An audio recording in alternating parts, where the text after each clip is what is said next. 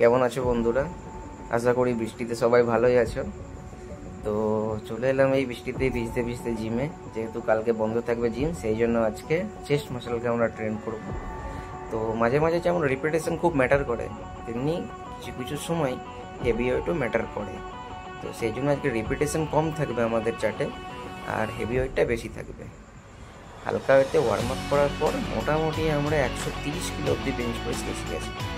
তারপর অবস্থা পুরো খারাপ।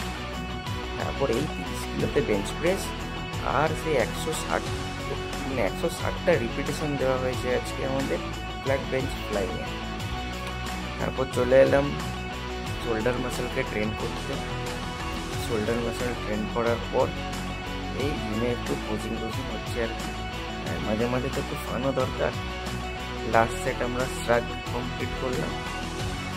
শ্রাগ কমপ্লিট করে এবার জিমে, যেহেতু কালকে পুজো, সেই জন্য একটু জিমের চারিদিকটা ডেকোরেট করা হচ্ছে। আর এই বৃষ্টিতে ভিজতে ভিজতে আবার বাড়ি।